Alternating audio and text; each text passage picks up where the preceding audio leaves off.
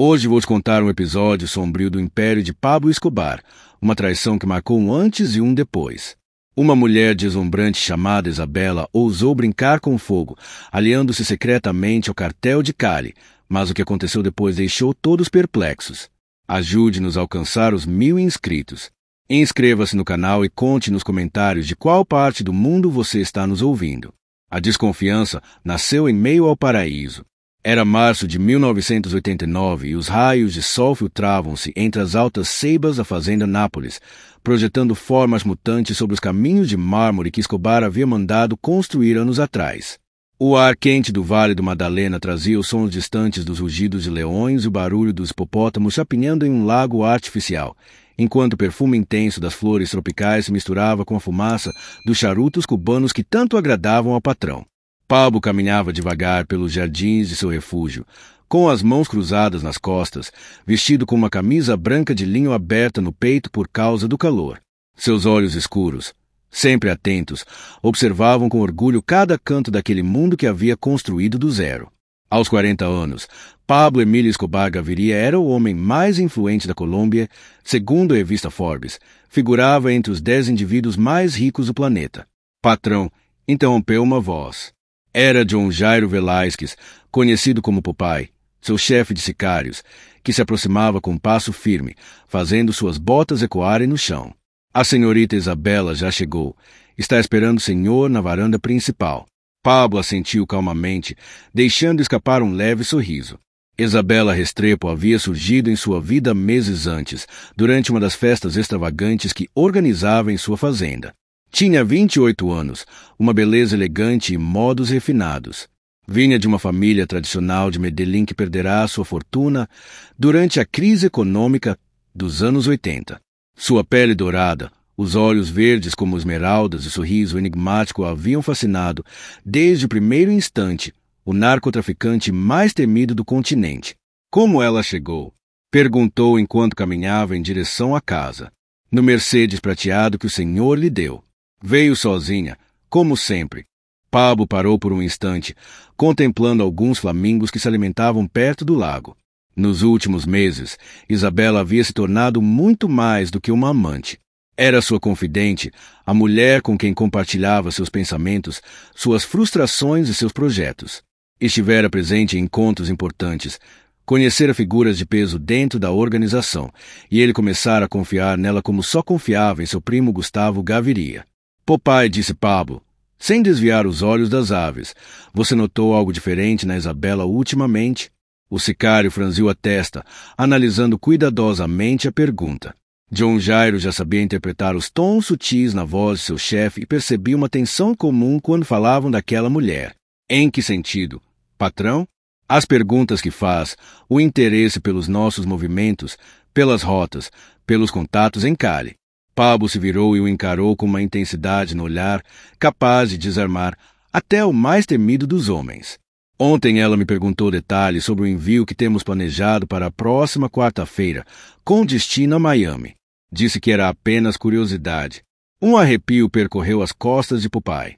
Em seu mundo, curiosidade fora de hora podia significar a diferença entre continuar respirando ou não, entre uma operação bem-sucedida ou uma emboscada fatal. O senhor quer que eu investigue, patrão? Ainda não, respondeu Pablo, retomando o caminho em direção à varanda. Mas fique atento e ponha alguns dos nossos homens por perto enquanto conversamos hoje. Enquanto se aproximavam da casa, Pablo se lembrou da noite anterior em seu apartamento no edifício Mônaco, em Medellín. Isabela havia chegado tarde, algo incomum nela, e além disso, estava nervosa e distante. Quando ele perguntou como havia sido o dia, ela respondeu com evasivas. Disse que havia se encontrado com algumas amigas no clube campestre, mas mais tarde, quando Pablo ligou para agendar um encontro com um dos sócios do local, foi informado de que fazia semanas que não viam Isabela por lá. A varanda principal da Hacienda Nápoles era uma joia arquitetônica que podia competir com as mansões mais luxuosas da Europa. Colunas de mármore de Carrara sustentavam um teto abobadado decorado com afrescos encomendados a artistas italianos. As amplas janelas ofereciam uma vista impressionante dos lagos artificiais, onde os hipopótamos se moviam lentamente, e mais além, das pistas de pouso onde descansavam 3 aviões particulares e 2 helicópteros.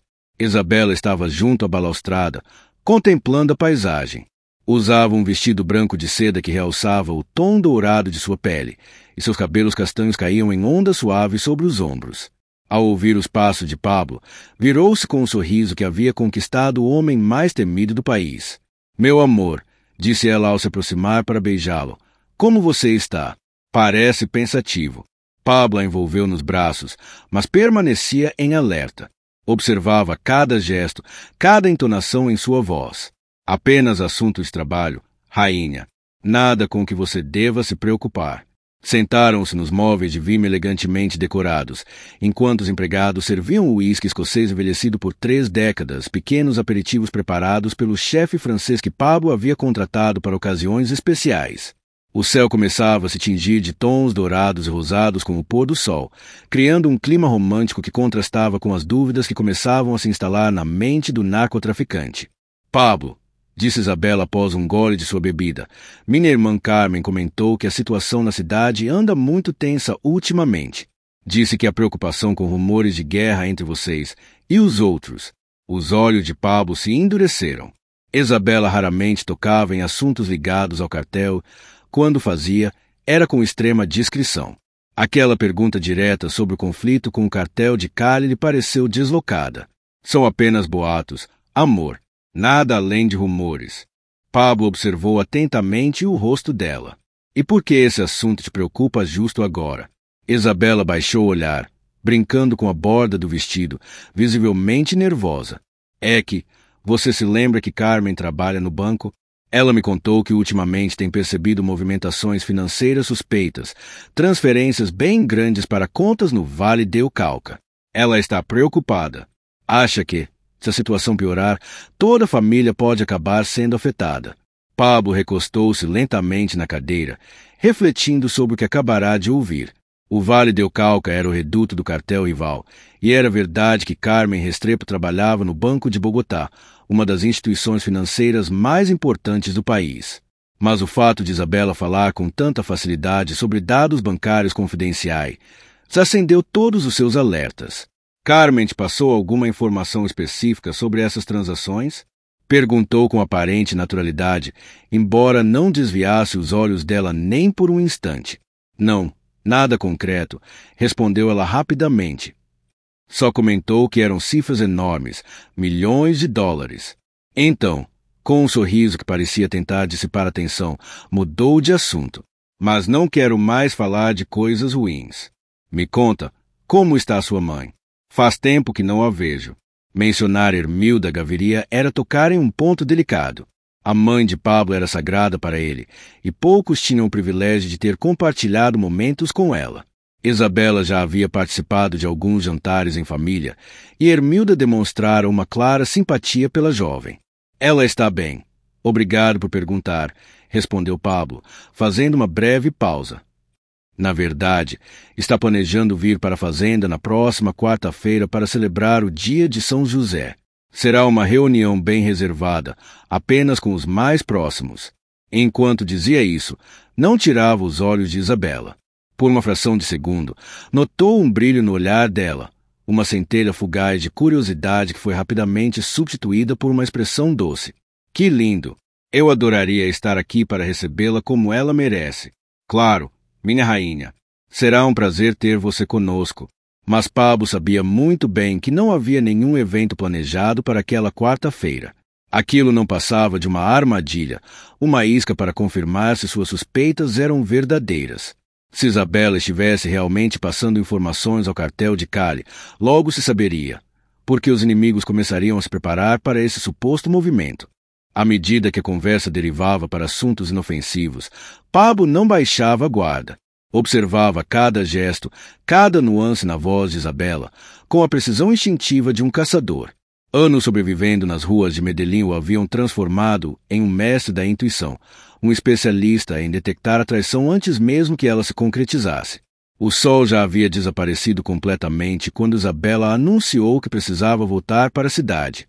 Pablo a acompanhou até o carro, um Mercedes-Benz prateado que ele mesmo havia lhe dado de presente de aniversário. Deu-lhe um beijo suave nos lábios, sem deixar transparecer a tempestade que se formava em sua mente. Quando o veículo desapareceu entre as árvores que ladeavam o caminho até a estrada principal, Pablo já tinha claro qual seria o próximo passo. Popeye, chamou, enquanto acendia um de seus preciosos charutos cubanos, coloca uma vigilância discreta na Isabela. Quero acompanhamento constante, dia e noite. Descubra tudo, com quem se encontra, para onde vai, o que faz quando não está comigo. Em seguida, soltou uma densa baforada de fumaça, olhando para o nada. Tenho o pressentimento de que alguém muito próximo está brincando com fogo, acrescentou com frieza. E se eu estiver certo, essa pessoa está prestes a descobrir por que ninguém, absolutamente ninguém, trai Pablo Escobar e continua vivo para contar a história. A fumaça subia lentamente em direção ao céu estrelado de Antioquia. Ao longe, entre a vegetação densa, ouviu-se o rugido de uma onça, um som antigo e selvagem que parecia anunciar a tempestade que se aproximava de Medellín. Pablo Escobar havia construído seu império sobre 3 valores inabaláveis: lealdade, respeito e temor. E quando algum desses pilares era ameaçado, sua reação era sempre a mesma, rápida, implacável e exemplar. Se Isabela Restrepo realmente estivesse jogando sujo, em breve conheceria na própria pele porque seu nome era pronunciado com medo nos becos mais sombrios da Colômbia e também nos salões mais poderosos de Washington. A caçada acabava de começar, e nesta partida, apenas um sairia vivo. A armadilha estava se fechando. 3 dias haviam se passado desde aquela conversa na Hacienda Nápoles, e Pablo Escobar mal conseguirá dormir mais do que 2 horas seguidas. Sua intuição, cultivada ao longo de anos sobrevivendo nos bairros mais perigosos de Medellín, insistia em alertá-lo de que algo estava muito errado. De seu escritório particular no edifício Mônaco, localizado na zona exclusiva de O Poblado, observava o céu cinzento do amanhecer através das janelas blindadas. A cobertura era uma clara demonstração do domínio absoluto que havia alcançado. As paredes estavam adornadas com obras originais de artistas como Botero e Picasso, enquanto os móveis de couro importado e os tapetes orientais tecidos à mão evocavam um luxo elegante e controlado. No entanto, naquela manhã, nem mesmo a vista privilegiada do 22º andar sobre Medellín conseguia apaziguar a inquietação que se instalara em seu peito como uma sombra persistente. O som sutil da porta se abrindo interrompeu seus pensamentos. Popeye entrou com a discrição que lhe era característica, movendo-se com a precisão silenciosa de um caçador. Em suas mãos, trazia uma pasta bege que parecia conter verdades pesadas demais. Patrão, disse, colocando o envelope sobre a mesa de mogno, já temos o relatório da vigilância. Pablo apagou lentamente o charuto que segurava entre os dedos, estendeu a mão para pegar a pasta.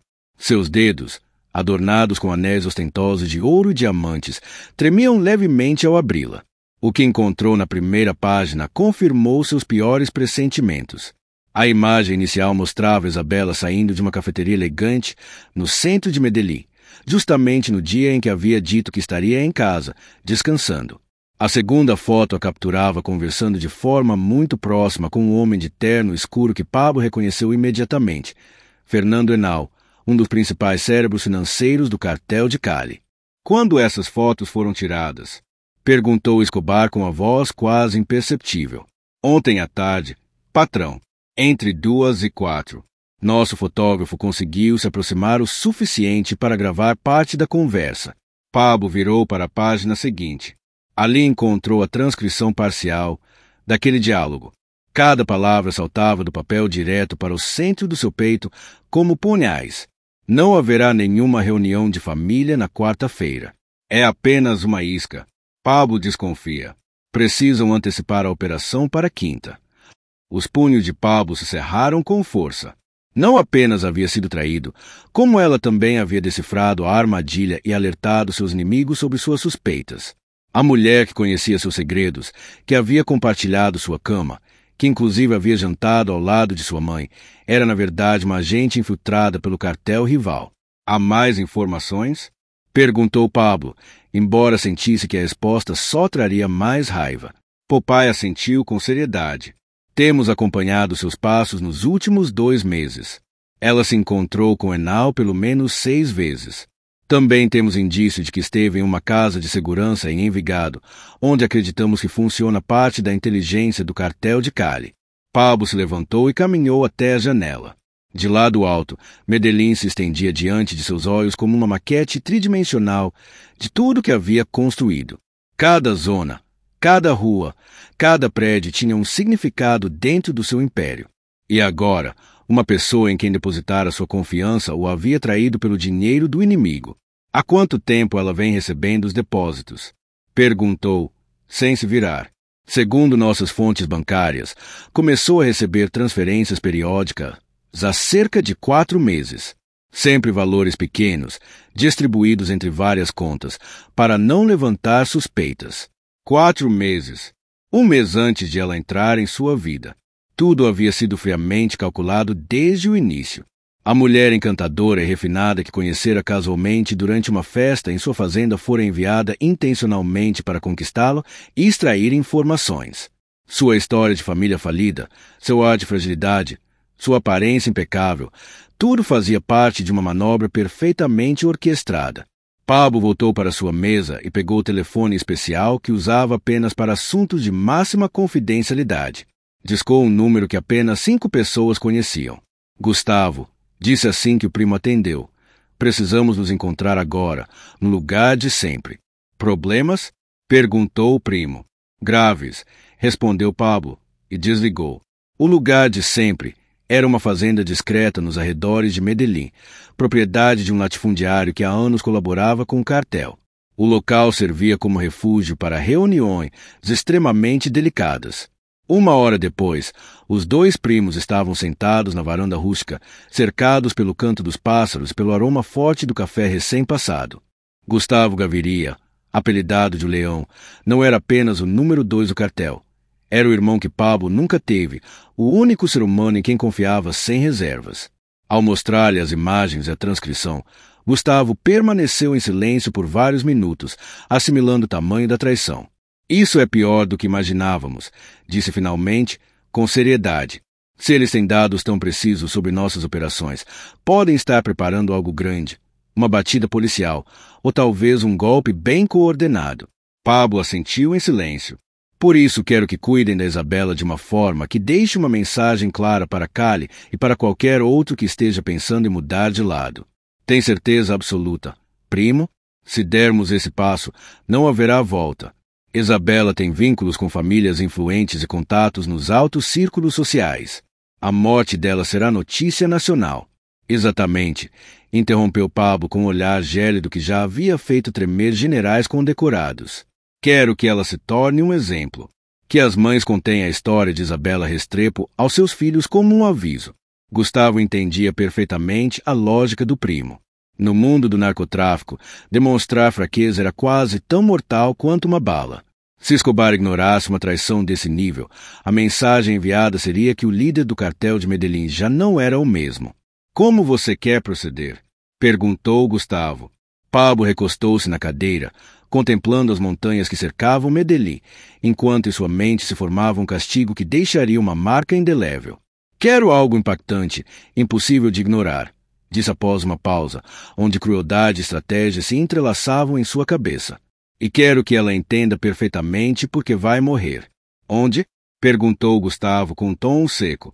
O shopping Caribe seria muito fechado. Precisamos de um lugar aberto, onde as autoridades não consigam controlar totalmente a narrativa. Então ele sorriu, aquele sorriso que precedia suas decisões mais impiedosas. O estádio Atanásio Girardot. Neste domingo tem jogo entre Nacional e Milionários. Mais de 50.000 pessoas, murmurou Gustavo, sentindo um arrepio. Seu primo planejava transformar o tempo do futebol paisa no cenário de uma execução pública. O impacto seria tão forte que estremeceria desde os bairros mais humildes até os salões do poder em Bogotá. Vamos ter que subornar muita gente, segurança do estádio, policiais, organizadores. Dinheiro não é problema, respondeu Pablo. E os que não aceitarem, já sabem, plata ou plomo.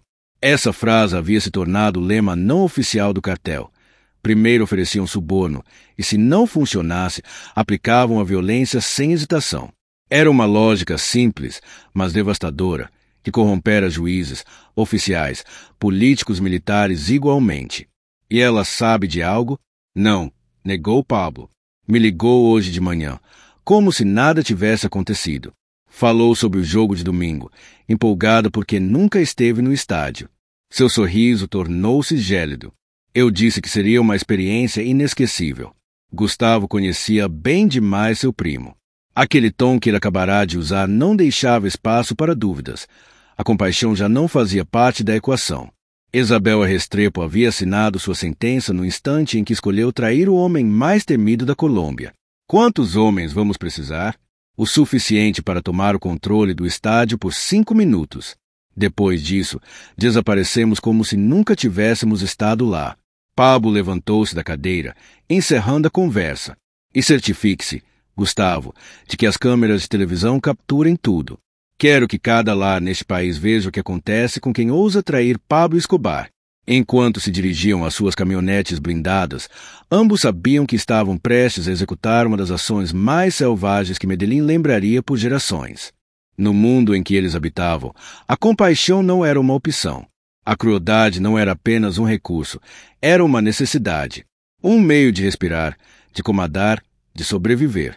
O domingo se aproximava, e com ele, uma lição que ficaria gravada a fogo na consciência do país. Isabela Restrepo havia cruzado uma linha invisível. Brincou com fogo. E estava prestes a descobrir que Pablo Escobar não era simplesmente um homem. Era um incêndio que devorava todos os que ousassem desafiá-lo. Sobre as montanhas de Medellín, as nuvens se acumulavam como arautos de uma tempestade que seria tanto natural quanto humana. O destino de Isabela já estava selado. E naquele domingo, 50.000 pessoas seriam testemunhas involuntárias do poder absoluto de um homem que já não conhecia limites. Amigos, se esta história sobre traição, poder e castigo nos dias mais sombrios do narcotráfico colombiano está prendendo sua atenção tanto quanto nos apaixona contá-la, não se esqueçam de se inscrever no canal e ativar o sininho. O apoio de vocês nos permite continuar resgatando esses relatos que marcaram toda uma geração. E acreditem, vocês não vão querer perder nem um segundo do que está prestes a acontecer. Domingo, 26 de março de 1989. O estádio Atanásio Girardot se erguia como uma catedral moderna em meio ao caos urbano. 50.000 vozes se misturavam em um único rugido. Os torcedores do Atlético Nacional, vestidos de verde e branco, lotavam as arquibancadas. O ambiente estava carregado de emoção, arepas, fumaça de cigarros, cerveja gelada e um entusiasmo futebolístico que se respirava como oxigênio. Pablo Escobar observava do camarote presidencial, sorridente, impecável. Usava um terno azul marinho de corte italiano, camisa branca engomada, gravata de seda. Aos olhos do público, era o benfeitor dos bairros, o homem que construía estádios e doava moradias. Um santo popular, disfrazado de político. Assulado, Isabela brilhava. Vestia de rojo, segura, sorriente. Era seu primeiro partido em o estádio mais importante de Medellín. Seu entusiasmo era tão real como sua ignorância deu destino que lá esperava. O que ela não sabia era que pelo menos 20 pistoleiros estavam entre a multidão, distribuídos estrategicamente, todos com uma única missão. Gosta do clima, meu amor? Sussurrou Pablo. É maravilhoso, respondeu ela, empolgada. Nunca imaginei que o futebol pudesse ser assim. Pablo sorriu, falando sobre a história do estádio, sobre a paixão dos paisas. Mas em sua mente, cada engrenagem do plano girava com precisão milimétrica. Minuto 30. Primeiro tempo. O pênalti forjado já estava coreografado. Enquanto isso, o sistema de som do estádio, discretamente modificado durante a semana, se preparava para transmitir uma voz que silenciaria 50.000 gargantas. As câmeras de televisão, cuidadosamente manipuladas, já sabiam exatamente para onde apontar. Popelli, murmurou Pablo em um microfone oculto na lapela. Estamos prontos? Tudo no lugar. Patrão. As câmeras também. Pablo respirou fundo. Ele havia amado Isabela mais do que a muitas outras. Suas conversas sobre arte e filosofia o faziam sentir-se humano, ainda que por breves instantes. Mas no mundo dele, o afeto era uma fraqueza, e fraqueza se pagava com a vida. Isabela, disse, segurando suavemente sua mão. Quero que saiba que esses meses foram importantes para mim. Ela olhou, um pouco confusa. Por que você fala como se fosse uma despedida? Pablo, Está acontecendo alguma coisa. Só pensava em como a confiança é essencial quando se ama de verdade. E então aconteceu. O árbitro apontou para a marca do pênalti. O estádio explodiu em gritos e gestos. Toda Medellín rugia. E exatamente nesse instante, Pablo se levantou. Perguntar a ChatGPT. Sua voz inundou o estádio por todos os alto-falantes. Senhoras e senhores, a multidão mergulhou em um silêncio antinatural. 50.000 cabeças se viraram em direção ao camarote presidencial. Isabela se enrijeceu. Algo em seu rosto mudou. Pânico. Meu nome é Pablo Emílio Escobar Gaviria. E hoje, neste tempo do futebol, vamos mostrar à Colômbia o preço da traição. As câmeras o focalizaram sem piscar. E o rosto de Isabela, agora desfigurado pelo medo, tornou-se o centro do espetáculo. Ela tentou se levantar, mas já era tarde demais. Mas justo nesse momento, 2 homens vestidos como agentes de segurança apareceram atrás dela, colocando firmemente as mãos sobre seus ombros. A mulher de beleza deslumbrante que estava ao meu lado, continuou Pablo com uma serenidade que contrastava brutalmente com o pânico absoluto que havia tomado conta do estádio. Se chama Isabel Restrepo.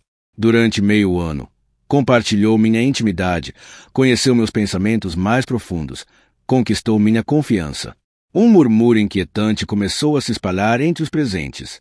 Vários tentaram se levantar, mas logo perceberam que todas as saídas estavam seladas por homens armados.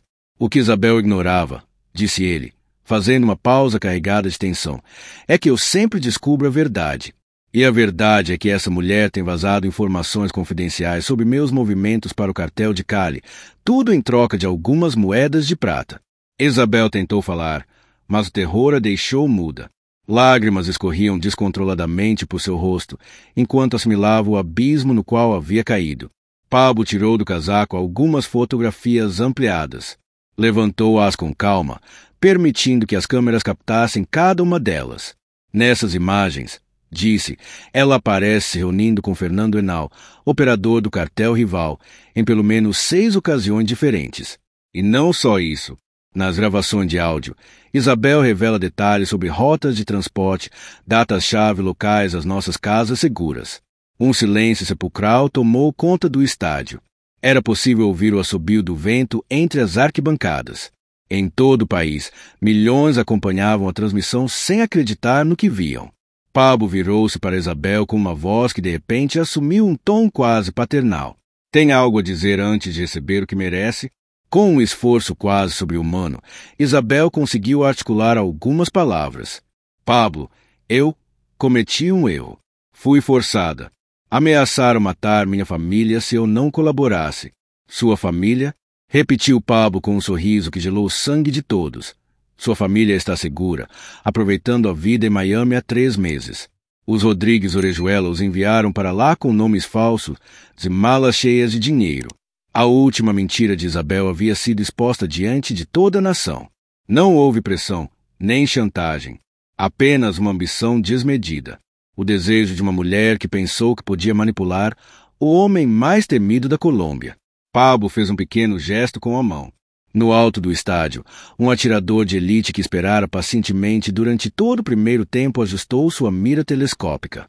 No mundo em que eu existo, prosseguiu Pablo, sua voz ressoando como se falasse de um trono, a traição só tem uma consequência. E essa consequência precisa ser pública. Precisa marcar. Precisa se tornar um aviso vivo para qualquer um que cogite me virar as costas. Isabela rompeu em prantos, incapaz de controlar o medo que a dominava. Finalmente entendia que não haveria compaixão, que não existia saída possível. Cada lágrima, cada expressão de pânico foi registrada pelas câmeras e transmitida para cada canto do país. Era um aviso claro, para o cartel de Cali, para o governo em Bogotá e para qualquer um que ousasse desafiá-lo. Pablo ergueu o braço direito em direção ao céu. Sou Pablo Escobar, declarou com voz firme. E ninguém, absolutamente ninguém, me trai e vive para contar. Sem alterar a expressão, abaixou lentamente o braço. O estrondo do disparo ecoou como um raio atravessando o silêncio do estádio. O corpo de Isabela caiu instantaneamente. O vermelho de seu vestido se misturou com o sangue que jorrava, enquanto a vida escapava diante dos olhos de 50.000 pessoas e milhões de telespectadores. O silêncio que se seguiu era mais avassalador que qualquer grito. Não se ouviu uma única voz. Não houve um só movimento nas arquibancadas. Até os jogadores em campo permaneceram paralisados, incapazes de processar o que haviam acabado de presenciar. Pablo aproximou-se do corpo de Isabela, fechou-lhe os olhos com delicadeza e recitou em voz baixa uma oração em latim que lembrava da infância. Depois, levantou-se e encarou diretamente as câmeras. Podem continuar com a partida, anunciou sem se abalar. Enquanto os funcionários do estádio retiravam o corpo sem alarde, Pablo não saiu do camarote. Permaneceu ali pelos 60 minutos restantes do jogo, acenando ocasionalmente para o público como se nada fora do comum tivesse acontecido. Ninguém ousou sair do lugar até que ele mesmo decidiu ir embora. Quando o jogo terminou com uma vitória de 2-0 para o Nacional que ninguém lembraria pelo placar, Pablo deixou o local escoltado por seus homens de confiança. As ruas de Medellín, normalmente agitadas em um domingo à tarde, pareciam desertas. A notícia havia se espalhado como fogo. Naquela mesma noite, Pablo retornou à sua fazenda Nápoles. Instalou-se em seu canto favorito da varanda, observando os hipopótamos deslizando calmamente nas águas do lago artificial. Pela primeira vez em vários dias, sentia que tudo estava em ordem. Havia enviado uma mensagem que ninguém ousaria ignorar. Em Cali, os chefes do cartel rival realizavam uma reunião de emergência, reformulando suas táticas contra Escobar. Na capital, o presidente César Gaviria recebia relatórios urgentes solicitando reforço da segurança nacional. Enquanto isso, em Washington, D.C., os agentes da DEA revisavam seus protocolos para proteger seus colaboradores. Pablo Escobar havia transformado um estádio de futebol em um palco de domínio incontestável. Isabela Restrepo, agora transformada em lenda, seria lembrada como símbolo do preço de trair o patrão. E toda a Colômbia voltou a entender por que Escobar era o homem mais temido da América Latina. O silêncio de Medellín naquela noite não era de respeito, mas de puro terror. Um silêncio que nascia da consciência de que um único homem podia destruir vidas, desafiar governos, fazer tremer uma nação inteira sem sequer piscar. Se esta cena impactante te arrepiou tanto quanto a nós ao contá-la, convidamos de coração para que se junte à nossa comunidade de inscritos. Seu apoio é essencial para que possamos continuar investigando e narrando estes capítulos tão intensos e obscuros da nossa história. Sabemos que o final foi arrepiante, mas o que aconteceu no estádio não foi um desfecho, foi o início de uma nova etapa. O que ocorreu naquela tarde mudou para sempre as regras do jogo. Acompanhe-nos para descobrir como esse brutal ato de vingança alterou o equilíbrio de poder na Colômbia. Bem-vindos ao próximo capítulo, O Preço do Terror. 6 meses após aquele sangrento domingo no Atanásio Girardot, as consequências da execução pública de Isabela Restrepo já haviam reconfigurado completamente o cenário do narcotráfico na Colômbia. No escritório privado de La Catedral, a prisão de luxo que Escobar mandou construir após negociar sua rendição, Pablo observava em silêncio um país que já não era o mesmo.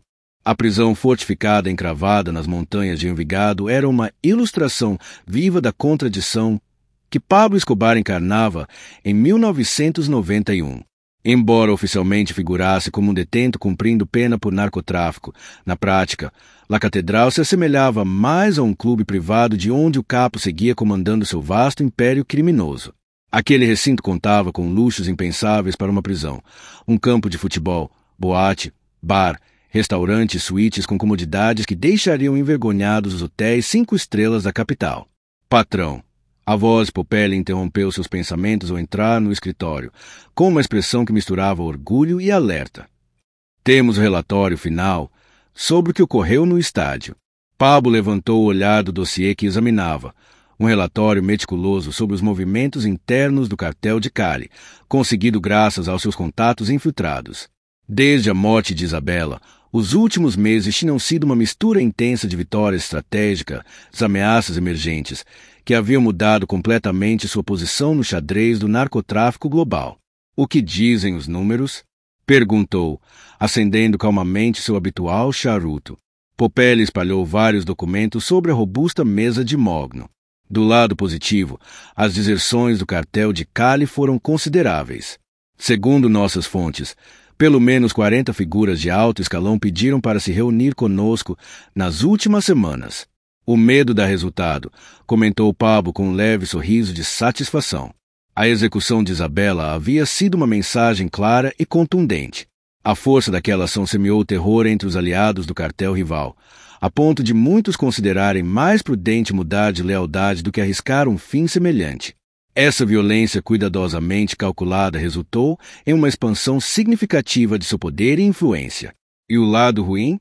O governo está sendo pressionado por uma onda internacional sem precedentes, disse Popelli, baixando a voz com seriedade. Os americanos estão furiosos. A DEA triplicou sua presença na Colômbia e estão exigindo que o presidente Gaviria tome medidas mais severas contra nós. Pablo recostou-se em sua cadeira de couro, absorvendo a informação. A execução pública de Isabela não foi transmitida apenas na Colômbia. As gravações cruzaram fronteiras e foram exibidas pelas grandes redes de televisão do mundo. CNN, BBC e outros meios internacionais mostraram as imagens ao planeta inteiro, consolidando a figura de Pablo Escobar como o símbolo do terror colombiano em escala global. O que mais? Perguntou, sabendo que Popelli ainda guardava a parte mais delicada do relatório. A família Restrepo contratou os advogados mais influentes do país. Estão pressionando para que o caso seja investigado como crime contra a humanidade. Além disso, contam com o apoio de entidades internacionais defensoras dos direitos humanos. Pablo soltou um sorriso sarcástico. A mesma família que havia aceitado sem questionar o dinheiro do cartel de Cali enquanto sua filha trabalhava como espiã para eles, agora se apresentava ao mundo como vítima inocente, buscando apoio tanto na opinião pública quanto entre seus contatos no governo. E aí está o verdadeiro problema, patrão, acrescentou Popelli. Vários dos políticos que costumavam estar na nossa folha agora estão se afastando. Alguns até começaram a colaborar ativamente com as autoridades numa tentativa de limpar sua reputação. Pablo se levantou e se aproximou da janela que dava para o Vale de Aburrá. Dali, Medellín se estendia diante de seus olhos como uma maquete viva de seu império. Cada bairro contava uma história, cada avenida representava uma conquista, cada construção era uma prova de seu domínio. Sabe o que há de curioso em tudo isso, Popelli? Disse Pablo sem se virar. Isabela não passava de uma informante de quinta categoria. Se meu objetivo fosse apenas eliminá-la, eu poderia ter feito isso em silêncio. Ninguém teria ficado sabendo. Por que então transformá-lo em um espetáculo? Pablo se virou lentamente. Seus olhos brilhavam com aquela mistura de cálculo frio e determinação que marcou toda a sua vida criminosa. Porque eu precisava enviar uma mensagem clara, continuou. Que Pablo Escobar não é apenas mais um narcotraficante. Sou uma força imparável. Sou quem decide quem vive e quem morre nesta terra. Popelli já tinha ouvido seu chefe falar muitas vezes sobre poder, mas havia algo diferente naquela voz. Uma combinação de orgulho e tristeza, como se ele estivesse revisando não apenas as consequências estratégicas de seus atos, mas também o preço emocional que pagava por eles. O senhor se arrepende de algo, patrão? Pablo permaneceu em silêncio por um longo tempo antes de responder. Olhava fixamente pela janela, como se as palavras tivessem que vir do fundo da alma. Arrependimento, não exatamente, disse finalmente. Mas compreendi algo essencial sobre o custo de ter poder absoluto. Dirigiu-se ao minibar talhado à mão e serviu-se de um uísque escocês envelhecido por 3 décadas. Ainda era meio-dia, mas as ideias que circulavam em sua mente pediam uma pausa alcoólica. Quando executei Isabela diante de milhares, não estava apenas punindo uma traição. Estava proclamando que já não sou regido pelas leis dos homens, que me movo em um plano diferente do restante dos mortais. E funcionou, afirmou Popelli. Agora temem o senhor mais do que nunca. Sim, funcionou, repetiu Pablo, tomando um gole de uísque. Mas também me tornei outra coisa. Antes do estádio, eu era Pablo Escobar, o chefão. Depois disso, me transformei em Pablo Escobar, o monstro. A diferença era sutil, mas para ele era abissal. Sabia que havia cruzado uma linha sem retorno. Não apenas aos olhos do mundo, mas também aos seus próprios. O que em termos de estratégia foi brilhante, em termos humanos foi uma ruptura. Aquele ato público de violência foi o momento em que deixou de ser um homem que cometia atrocidades para se tornar uma figura mitológica do terror. E isso lhe incomoda, disse Popelli. Me dói não poder mais andar pelas ruas de Medellín sem que as mães escondam seus filhos ao me ver passar, respondeu Pablo com crueza.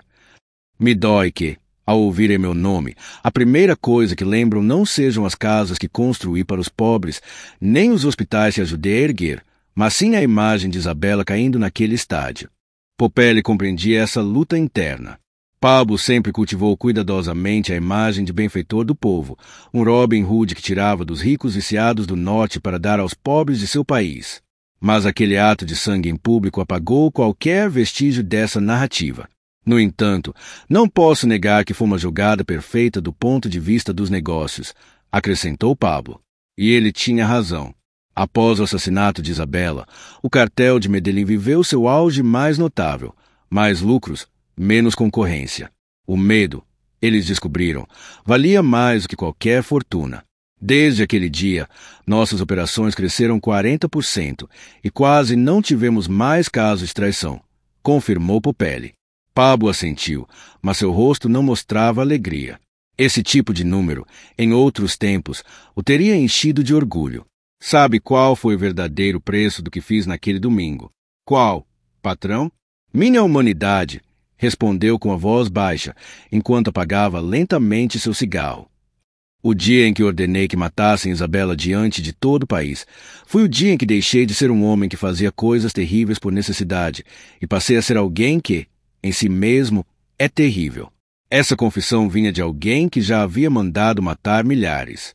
Mas naquele dia no estádio, ele entendeu que já não era apenas um criminoso, havia se tornado uma sombra que até para ele mesmo era difícil encarar. Mas havia algo diferente naquela execução pública, algo que alterou completamente a própria natureza de sua brutalidade. Teria algo mudado se ele pudesse voltar no tempo? Pablo refletiu com atenção diante da pergunta. Não se arrependia de ter tirado a vida dela. Isabela o havia traído, e no mundo dele, isso se pagava com a morte. No entanto, talvez ele pudesse ter enviado a mesma mensagem sem se transformar no demônio que era agora. A reflexão foi interrompida pelo toque do telefone. Popelli atendeu e, após uma breve conversa, virou-se para Pablo com o rosto sério. Era o nosso contato em Bogotá. O presidente Gavidi acabava de aprovar uma nova legislação. Endurecem-se as penas para atos terroristas e é autorizada a extradição imediata de chefes do narcotráfico para os Estados Unidos. Pablo soltou um sorriso amargo. Está vendo? Toda ação tem sua consequência. Sua demonstração de poder absoluto no estádio havia provocado uma reação estatal que agora colocava toda a sua operação em risco. Essa era a contradição mais cruel do poder. Ao mostrar que nada podia tocá-lo, despertou justamente as forças que podiam destruí-lo. E agora, patrão? Pablo voltou à janela. Dali observava as montanhas que cercavam sua prisão fortificada. Ao longe, avistava Medellín, a cidade que o viu se transformar de um simples ladrão de rua no criminoso mais temido de todo o continente. Agora, Popelli, fazemos o de sempre. Sobrevivemos, nos adaptamos e nunca esquecemos que, neste negócio, quem não está disposto a pagar o preço mais alto pelo poder acaba se tornando moeda de troca que outros vão aproveitar. O sol começava a se esconder atrás das montanhas de Antioquia, tingindo o céu com os mesmos tons escarlates que, meses antes, haviam manchado o vestido de Isabel Restrepo. Pablo Escobar já havia demonstrado ao mundo que sua crueldade não conhecia limites, mas também havia descoberto que toda demonstração de poder sem limites cobra um preço inevitável.